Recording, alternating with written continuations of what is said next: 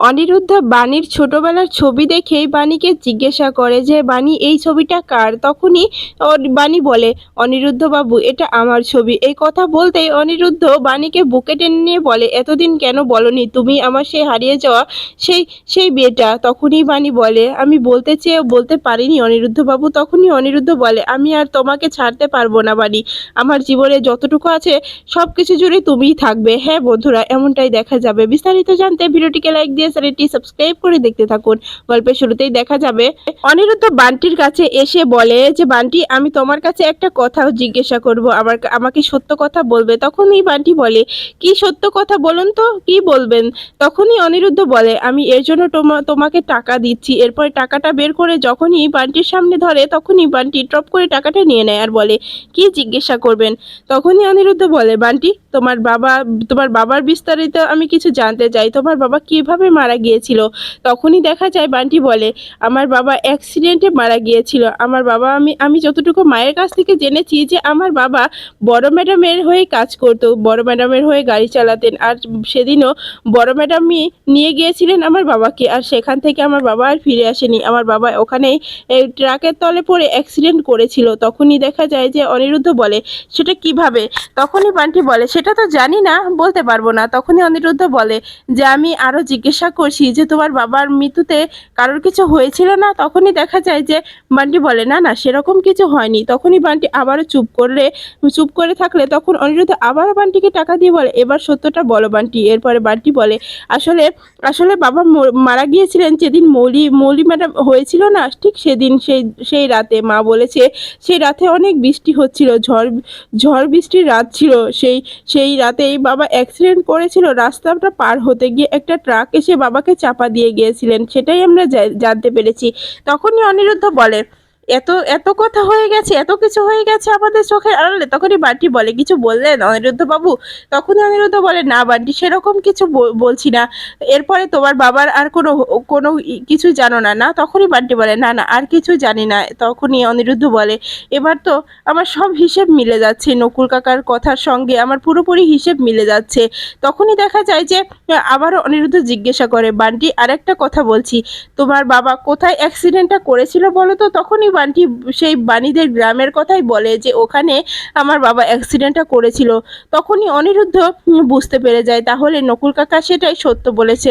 নকুল কাকা যেটা বলেছিল, তাহলে বাণী কি সত্যি রায়বাড়ির মেয়ে। এরপরই দেখা যায় যে অনিরুদ্ধ বাড়িতে এসে বাণীর জন্য খাবার বানিয়ে বাণীর কাছে এসে বলে, বাণী এটা তোমাকে খেতে হবে। তখনই বাণী বলে, মিসেস চ্যাটার্জি আমাকে নিয়ে এত ভাববেন না, কেন আমার জন্য এত অস্থির হয়ে পড়ছেন।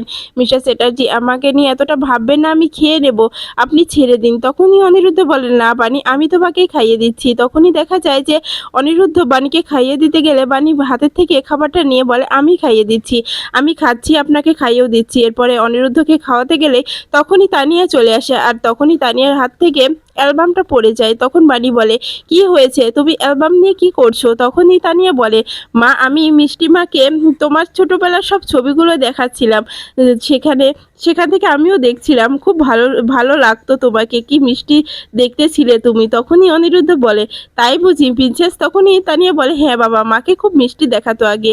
এরপরে এই বাণী বলে, হয়েছে হয়েছে, আর মাকে এভাবে প্রশংসা করতে হবে না মামাম, এত এত প্রশংসা করতে হবে না। তুমি কি খাবার খেয়েছো মামাম, দুষ্টামি করেছো মিষ্টি মায়ের সঙ্গে। তখনই তানিয়া বলে, না না মা, আমি কোনো দুষ্টামি করিনি, আমি খাবারটা খেয়ে নিয়েছি, তুমি একদম আমাকে নিয়ে চিন্তা করো না, এখন একদম চিন্তা করবে না। তখনই অনিরুদ্ধ বলে, হ্যাঁ প্রিন্সেস, এবার যাও, এবার গিয়ে ছটপট ঘুমিয়ে পড়ো, আর এখানে জেগে থেকো না, অনেকটা রাত হয়ে যাচ্ছে, কালকে আবার স্কুলে যেতে হবে, যাও এখন গিয়ে রেস্ট নাও, যাও ঘুমিয়ে পড়ো। এরপরে দেখা যায় যে তানিয়া বলে, অ্যালবামটা। তখনই অনিরুদ্ধ বলে, এটা আমাকে দিয়ে দাও, আমি রেখে দেবো। এরপরে অ্যালবামটা যখনই অনিরুদ্ধ আলমারিতে রাখতে যাবে, অ্যালবাম থেকে বাণীর সেই ছোটবেলার ছবিগুলো বাইরে পড়ে যায়। তখনই অনিরুদ্ধ ছবিটা দেখে চমকে যায়, আর ছবিটা হাতে তুলে নেয়, আর মনে পড়ে যায় সেদিনের কথা, যে বাচ্চা মেয়েটি অনিরুদ্ধকে বাঁচিয়েছিলেন। এরপরে দেখা যায় অনিরুদ্ধ বলে, বাণী এই মেয়েটার ছবি তোমার এখানে কিসের জন্য বলো তো, তুমি কি এই মেয়েটাকে চিনো বাণী। মানে কথা বলছো না কেন, আমি কত জায়গায় এই মেয়েটাকে খুঁজেছি, কই তুমি তো আমাকে একবারের জন্য বলনি যে এই মেয়েটাকে তুমি চেনো। তখনই বাণী আমতা আমতা করতে থাকে। তখনই অনিরুদ্ধ বলে, বানি আমতা আমতা করছো কেন? তোমার কথা কি তো আমি কিছু বুঝতে পারছি না। বলো না, বলো এই মেয়েটা কোথায় থাকে, কি করে বলো? আমি মেয়েটার সঙ্গে কথা বলতে চাই। আমি ওকে কথা দিয়েছিলাম যে ওর আমি একদিনের জন্য হলে উপকার করব। বানি, বানি আমি তোমাকে রিকোয়েস্ট করছি, তুমি কি ওকে চেনো? তখনই বানি বলে হ্যাঁ আমি ওকে চিনি। তখন অনিরুদ্ধ বলে তাহলে বলো না বানি ও কোথায় থাকে, আমি ওর সঙ্গে দেখা করতে চাই। বানি তুমি বুঝতে পারছো বানি আমি তোমাকে কি বলছি?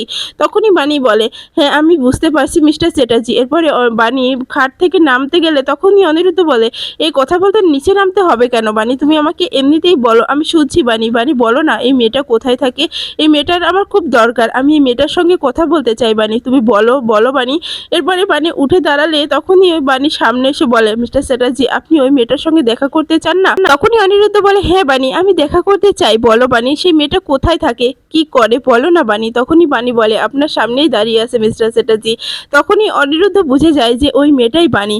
তখনই অনিরুদ্ধ অবাক দৃষ্টিতে বানির দিকে তাকিয়ে থাকে আর মনে মনে বলতে থাকে আমি যাকে এত বছর ধরে খুঁজেছি, যার জন্য এত অপেক্ষা করেছি, সে যে আমার স্ত্রী, আমার ঘরে আমার সঙ্গে থাকে, কিন্তু আমি এই কথা একবারের জন্য বুঝতে পারিনি।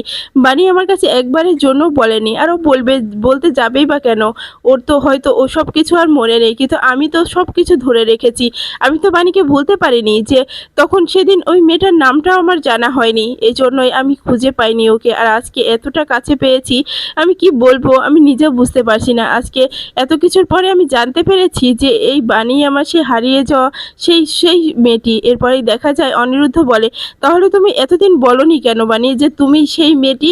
তুমি জানো আমি তোমার কাছে তো এর আগেও বলেছি যে আমি কতটা ব্যাকুল হয়ে তোমাকে খুঁজছি, কিন্তু আমি বুঝতে পারিনি যে সেই তুমি। তোমার মনে আছে বানি যে তুমি আমাকে জল থেকে বাঁচিয়েছিলে, আমি যখন জলে ডুবে যাচ্ছিলাম? তখনই বানি বলে হ্যাঁ মিস্টার চ্যাটার্জি আমার মনে আছে। তখনই অনিরুদ্ধ বলে তাহলে তুমি বলনি কেন? তুমি তো অবশ্যই ওই রকেটটা দেখে চিনতে পেরেছিলে, কই সেদিনকে কিছু বলনি তো? তখনই বানি বলে মিস্টার চ্যাটার্জি আমি বলতে গিয়ে বলতে পারিনি, কারণ তখন সময় হয়ে ওঠেনি। ভেবেছিলাম যে সব কিছু ঠিকঠাক হয়ে যাবে, তারপরে আমি সব সত্যটা বলে দেবো। এরপরে অন্যদিকে দেখা যায় যে মৌলি মৌলি খুব মনোযোগ দিয়ে একটা ফাইল লিখছিল। তখনই সেখানে নয়নতারা এসে বলে মৌলি দিদিভাই কি লিখছো তুমি? এরপর নয়নতারা মনে মনে বলে মৌলি দিদিভাই এভাবে মন দিয়ে কিছু লিখছে মানে একটা একটা অঘটন ঘটাবে। এই মেয়েকে তো একদম বিশ্বাস নেই, ও মন দিয়ে যে কাজটাই করতে যাবে সেটাই আমাদের জন্য ক্ষতি হবে। মেয়েটা কি করছে আমাকে দেখতে হবে। ওর ওর এই হাবভাব আমার একদম ভালো লাগছে না। ও সব সময় বাড়াবাড়ি করে, এত বাড়াবাড়ি করে যে ও নিজের পায়ে নিজে কুড়োলটা মারছে, কিন্তু ও একদমই বুঝতে পারছে না যে ও নিজের পায়ে নিজে কুড়োল মারছে। আর এই যে দিদি ভাই কি করছে এগুলো আমাকে বলো, এগুলো এগুলো আমি কিছু বুঝতে পারছি না, এটা কিসের পেপার বলো তো? তখনই মৌলি বলে এইটাই তো পেপার গ্র্যান্ড মামি, এটাই গুড নিউজ, তোমার জন্য একটা গুড নিউজ আছে। কি ভেবেছে অনিরুদ্ধ চ্যাটার্জি ভেবেছে আমার কাছ থেকে সে মুক্তি পেয়ে যাবে? না, তাকে আমি সই করিয়ে নিয়েছিলাম, কারণ তাকে তাকে এমনভাবে আমি ব্ল্যাকমেল করেছি, এখন ও আমার কথা শুনতে বাধ্য। ওকে আমি নাকের তালুতেও ঘোরাবো, ওকে আমি আমার আমার 5 মাস খাটার জন্য রেখে দেবো। আমি ওই অনিরুদ্ধ চ্যাটার্জিকে কিছুতেই শান্তিতে থাকতে দেবো না গ্র্যান্ড মামি। দেখে নিও সেই ব্যবস্থা এখানে আমি করে নিয়ে এসেছি। এখানে এমন অবস্থা করেছি যে হাজার চেষ্টা করলেও অনিরুদ্ধ আর কিচ্ছু করতে পারবে না। অনিরুদ্ধ আমার কাছে কেনা গোলামের মতো থাকবে। তখনই দেখা যায় পিনাকি পিছন থেকে সমস্ত কথা শুনে ফেলে আর বলে কাকে কি করবে মৌলি? তুমি তোমার কথা অনিরুদ্ধ শুনতে বাধ্য কেন? তুমি অনিরুদ্ধকে তোমার 5 মাস খাটার জন্য রেখে দেবে মানেটা কি? তুমি কি বলতে চাইছো মৌলি? তোমার কথা কিন্তু কিছুই বুঝতে পারছি না। তখনই মৌলি বলে ড্যাড তুমি এখানে কিছু না, ড্যাড কিছুই না। তখনই দেখা যায় পিনাকি বলে তোর হাতে এই কাগজটা কি মৌলি? এটা আমাকে দে। তখনই মৌলি নিয়ে এসে কাগজটা লুকিয়ে ফেলে আর বলে ড্যাড তুমি ভুল করছো, কিছু লুকাইনি আমি, দেখো আমার হাতে কিচ্ছু নেই। তখনই পিনাকি বলে তাহলে তুই আমতা আমতা করছিস কেন? মৌলি আমার কাছে কোনো কিছু লুকাবি না। তখনই নয়নতারা এসে বলে ও পিনাকি তুই কি কথা বলছিস রে? মেয়েটার ওদিকে এভাবে আঙুল তুলিস না, মেয়েটাকে ছেড়ে দে না, মেয়েটা এত কিছু করেনি, শুধু শুধু ভুল বুঝছিস মেয়েটাকে। তখনই পিনাকি বলে ছোট মা তুমি ওকে আর আশকারা দিও না, ওকে আশকারা দিয়ে দিয়ে তুমি পুরো মাথায় তুলে ফেলেছো, এই জন্য এই মেয়েটা আজকে এরকম কাজ করতেও দুবার ভাবছে না। মৌলি আমি কিন্তু তোমাকে সাবধান করে দিচ্ছি, তুমি কিন্তু কোনো অন্যায় কাজে কাজের সঙ্গে আর জড়াবে না। আমি কিন্তু খুব ভালো করেই বুঝতে পারছি তুমি অন্যায়ের সঙ্গে জড়িয়ে যাচ্ছ। ওই যে তুমি ওই ভিকির সঙ্গে থেকে থেকে তুমিও ঠিক ওদের মতো হয়ে যাচ্ছ। কিন্তু ওই যে প্রশান্ত নামে ছেলেটি যে তোমার নামে বয়ান দিয়েছিল, আমি কিন্তু তার কথা একদমই ফেলে দিতে পারিনি মৌলি। তখনই মৌলি ভয় পেয়ে বলে, ড্যাড তুমি কি যাতা বলছো ড্যাড? তুমি সাধারণ ওই ওই গুন্ডা ছেলেটার কথা বিশ্বাস করে তুমি তোমার মেয়ে, তোমার প্রিন্সেস মেয়েকে তুমি ভুল বুঝছো ড্যাড? তুমি এরকমটা পাল্টে যাচ্ছ, আমি এটা ভাবতে পারছি না ড্যাড। তুমি এটা এটা করতে পারো না। তখনই নয়নতারা বলে, পিনাক্ষী বাবা তুই ওকে ভুল বুঝিস না, কেন মেয়েটাকে এত বিরক্ত করছিস? দেখো না দেখো কিভাবে মেয়েটাকে সন্দেহ করছে ছেলেটা। তখনই দেখা যায় পিনাক্ষী বলে, ছোট মা তুমি রায় দিয়ে দিয়ে কিন্তু মৌলির এই অবস্থা করেছো। তখনই মৌলির দাদাই বলে, পিনাক্ষী এ কি ধরনের কথা বলছো? তুমি আমার নাতনিকে এভাবে সন্দেহ করতে পারো না। তোমার ছোট মা তো ঠিকই বলেছে, মেয়েটাকে এভাবে সন্দেহ করো না, ওদেরকে বিশ্বাস করে মেয়েটাকে সন্দেহ করছো। তখনই পিনাক্ষী বলে, এটা ফেলে দেওয়ার মতো কথা না, এটা কাকতালীয় না যে সব কিছুতে মৌলি জড়াবে কেন? আমাকে বলো, আমাকে বলো আমার উপরে গুলি চালানো, দাদার উপরে এত বড় হামলা, বাণীকে ছুরি মারা, এটা কি শুধু কাকতালি না শুধু এটা অন্য কিছু? এর পিছনে মৌলি বড় কোনো চক্রান্ত নেই তো? তখনই মৌলি মনে মনে বলে, ড্যাড এত কিছু গাড় জোরে কিভাবে বলছে? তাহলে ড্যাড কি কিছু বুঝতে পেরে গেল না? এই পিনাক্ষী রায়কে তো আমি আর বাঁচিয়ে রাখবো না। পিনাক্ষী রায় যদি আমার সব কিছু এভাবে শেষ করতে চায়, তাহলে আমি আমার পথের কাঁটাকেও শেষ করে ফেলতে পারবো। আমি নিজের বাবাকে ছাড়িনি, আর এই পিনাক্ষী রায়কে আমি ছেড়ে দেবো না, সেটা আমি কিছুতেই ছেড়ে দিতে পারবো না। এই পিনাক্ষী রায়কে আমি বাঁচতে দেবো না যদি আমার পথের কাঁটা হয়ে দাঁড়ায়। এরপরেই দেখা যায় তখনই পিনাক্ষী বলে, মৌলিক কথা বলছো না কেন? তোমার এই চুপ করে থাকা কিন্তু আমার কাছে একদম সুবিধা মনে হচ্ছে না, তুমি একদম চুপ করে থাকবে না। এরপরেই দেখা যায় যে নয়নতারা বলে, পিনাক্ষী ভুল করছো, তুমি এভাবে এভাবে মেয়েটাকে বকাবকি করো না, মেয়েটা বড় হয়ে গেছে, দুদিন পরে শ্বশুরবাড়ি চলে যাবে, তাই বলছি মেয়েটাকে আর বকাবকি করো না। এরপরে অন্যদিকে দেখা যায় যে অনিরুদ্ধ বাণীর কাছে হাঁটু গেড়ে বসে বলে, বাণী বাণী তুমি জানো আমি কতটা অস্থির হয়ে পড়েছিলাম তোমার সঙ্গে দেখা করার জন্য। সেদিনের পর থেকে তোমাকে কত না খুঁজেছি, তোমার নামটাও আমার জানা হয়েছিল না, এজন্য আমি তোমাকে খুঁজতেও পারিনি। আমি কতটা ব্যাকুল হয়ে তোমাকে খুঁজেছি তুমি জানো। এরপরে দেখা যায় বাণীর হাতটা ধরে বলে, বাণী তুমি আমাকে কথা দাও, তুমি আমাকে ছেড়ে আর কখনো চলে যাবে না। আমি তোমাকে ছেড়ে দিতে চাই না বাণী। মানে আমি তোমাকে এক দেখায় সেদিন ভালোবেসে ফেলেছিলাম, কিন্তু তোমাকে আমি বলতে পারিনি মৌলিকে বিয়ে না করার একমাত্র উদ্দেশ্য ছিল ওই মেয়েটাকে খুঁজে পাওয়া, যেটা হলো তুমি। যেহেতু তুমি আমার স্ত্রী বাণী, আর কোনো দ্বিধা রাখবে না, বলো তুমি আমাকে, তুমি আমাকে ছেড়ে আর কখনো চলে যাবে না বাণী? তুমি জানো তোমার জন্য কতটা কেঁদেছি, কতটা চিন্তা করেছি, কতটা খুঁজেছি আমি তোমাকে। তখনই বাণী কান্না করতে করতে বলে, মিসেস চ্যাটার্জি আমি জানি আপনি অনেকটা ব্যাকুল হয়েছিলেন, কিন্তু সেদিন আমি বলতে চেয়েও বলতে পারিনি, কারণ সেদিন মাম্মামের অবস্থা খুবই আশঙ্কাজনক ছিল। যেদিন প্রথম আমি এই রকেটটি দেখেছিলাম, কিন্তু আমি ভেবেছিলাম আপনাকে বলে দিই, কিন্তু সেদিন আপনাকে বলতে পারিনি। তারপরে ভেবেছিলাম যে সময়ই বলে দেবে যে আমি সেই মেয়েটি। তখনই অনিরুদ্ধ বলে, বাণী বাণী আমি আমি আমি সত্যি তোমার কাছে অনেক কৃতজ্ঞ। বিশ্বাস করো বাণী, তুমি আমার কাছে কতটা গুরুত্বপূর্ণ সেটা আমি তোমাকে বলে বোঝাতে পারবো না। আমি তোমাকে খুঁজে পেয়েছি। আমি ঠাকুরের কাছে সব সময় যেন প্রার্থনা করতাম যাতে করে আমি সেই মেয়েটার সঙ্গে দেখা করতে পারি, সেই মেয়েটার সঙ্গে কথা বলতে পারি। আমি তার সঙ্গে কথা বলতেও পারছিলাম না, কিন্তু ঠাকুর আমার মনের কথা শুনেছে, তাকে আমার আমার জীবনসঙ্গী করে পাঠিয়ে দিয়েছে। দেখো আমি মনে মনে যা চেয়েছি ঠিক তাই হয়েছে বাণী। তারপরে দেখা যায় বাণী বলে, অনিরুদ্ধবাবু এভাবে বলবেন না, এভাবে কেন বলছেন অনিরুদ্ধবাবু? তখনই অন্যদিকে দেখা যায় যে পিনাক্ষী নয়নতারাকে বলে, ছোট মা আমি তোমাকে সাবধান করে দিচ্ছি, তুমি আর মেয়েটাকে রায় দেবে না। মেয়েটা কিন্তু অন্যায় করছে, ওর বারবার এই অন্যায়গুলো আমি ছেড়ে দেব না। আমি কিন্তু সব কিছু বুঝতে পারছি, দাদার এই অবস্থার জন্য দায়ী যে কে সেটাও আমি বুঝতে পারছি। তখনই নয়নতারা মনে মনে বলে, তাহলে কি সত্যি পিনাক্ষী যেটা বলছে সেটাই কি সত্যি? তাহলে কি সত্যিই মৌলি আমার নকুলের এই অবস্থা করেছিল? যদি সেটা হয়ে থাকে তাহলে তো মৌলিকে আমি কখনোই ক্ষমা করতে পারবো না। তখন ঈশানী বলে, পিনাক্ষী কি যাতা বলছো তুমি? তুমি মেয়েটাকে এভাবে সন্দেহ করছো, এভাবে অপমান করছো? তখনই পিনাক্ষী বলে, ঈশানী আমি সন্দেহ করছি না, এটা সত্য, এর মধ্যে কিছু একটা আছে, এটা এটা বড় একটা চক্রান্ত করছে আমাদের দুই পরিবারের মধ্যে, কিন্তু কে কিসের জন্য করছে সেটা খুঁজে বের করতে হবে, এটা না হলে কিন্তু আমাদের বড় ক্ষতি হয়ে যাবে। এরপরে মৌলি মনে মনে বলে, হাজার চেষ্টা করলেও সেটা করতে পারবে না ড্যাড। তোমরা কি ভেবেছো আমি এতটা কাঁচা খেলোয়াড়, আমি এতটা কাঁচা খেলছি না? সেটা কখনোই না। আমি এমনভাবে এই গেমটাকে সাজিয়েছি যে তা তোমরা ইচ্ছা করলেও আর শেষ করতে পারবে না। অনিরুদ্ধ অনিরুদ্ধকে আমি আমার বশে করে নিয়ে আসতে পেরেছি। এবার তোমাদেরও ঠিক সেরকমটাই করব। আর খুব তাড়াতাড়ি ভিকিকে বিয়ে করে এই ভিকির সঙ্গে আমার সেটেল হয়ে যাওয়াটাই দরকার। আর যাতে এই সম্পত্তিটা আমার নামে করে দিতে পারে। দাদাই বলেছে যে আমার বিয়ে হয়ে গেলে সম্পত্তির ভাগটা আমার নামে করে দেবে, তাই ভিকিকে বিয়ে করে সম্পত্তিটা খুব তাড়াতাড়ি আমার নামে নিতে হবে, না হলে আমার হাত থেকে সব কিছু বের হয়ে যাবে। এভাবে ভয়ে ভয়ে আর বাঁচা যায় না, সব সময় কি এভাবে ভয়ে থাকা যায়?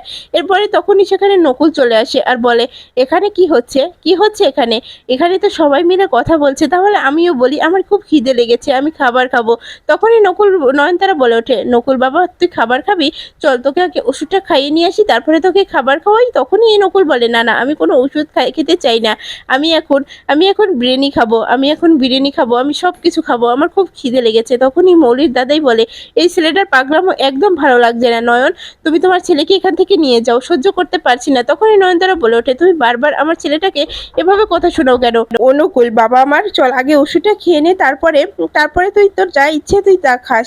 তখনই নকুল মনে মনে বলে, আমি যে সুস্থ হয়ে গেছি সেটা রায়বাড়ির কাউকেই বুঝতে দেওয়া যাবে না, আমাকে যে করে হোক ম্যানেজ করতে হবে, ওরা যাতে বুঝতে না পারে যে আমার আমার সব কিছু মনে পড়ে গেছে। এটা যদি মৌলি বুঝে যায় তাহলে মৌলি আবারও আমাকে মারার চেষ্টা করবে, আর সেটা তো আমি কিছুতে হতে দিতে পারি না। একবার একবার অনিরুদ্ধ সব কিছু প্রমাণ করে দিক, একবার বাণী এ বাড়িতে ফিরে আসুক, তারপরে আমি আমার সত্যটা বলে দেব। এখন আমাকে সব মুখ বুঝে মেনে নিতে। এরপরে দেখা যায় বলে ওঠে, আপনি চলুন দাদা, এখানে এখানে থেকে আর সময় নেবেন না, চলুন। এবার নকুল বলে, হ্যাঁ দিদিমণি যাবো তো, যাবো আমি আমি এখন খাবো তো, আমি বিরিয়ানি খাবো, আমি সব কিছু খাবো, অনেক খিদা লেগেছে আমাকে, আমি আর এইসব কিছু খেতে পারছি না।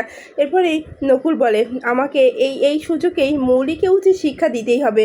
মৌলি বারবার অন্যায় করে পার পেয়ে যাবে, সেটা আমি কিছুতেই মেনে নিতে পারছি না। মৌলির এবার কিছু একটা ব্যবস্থা করতেই হবে। মৌলিকে এমন উচিত শিক্ষা দেব, মৌলি সেটা কল্পনাও করতে পারেনি। এরপরে দেখা যায় তখনই ওই নয়নতারা বান্টিকে ডাকে আর বলে, বান্টি বান্টি নকুলকে এখান থেকে নিয়ে যা না, দেখছিস না ছেলেটা এভাবে অস্থির হয়ে পড়ছে, তুই কি কিছু দেখতে পাস না বান্টি? তখনই বান্টি বলে, হ্যাঁ হ্যাঁ বড় ম্যাডাম আমি নিয়ে যাচ্ছি, চলুন না, চলুন এখান থেকে চলুন, আমরা ওদিকে যাই। তখনই নকুল বলে, না আমি ওদিকে যাব না বলছি না, একদম যাব না। এরপরে দেখা যায় যে নকুল ইচ্ছে করে বান্টিকে মারতে যায়, আর বান্টি বসে পড়লে সেই চড়টা মারে মৌলিকে। আর তখনই নয়নতারা অবাক হয়ে বলে, এটা কি করলি নকুল বাবা, তুই মৌলিকে কেন মারলি?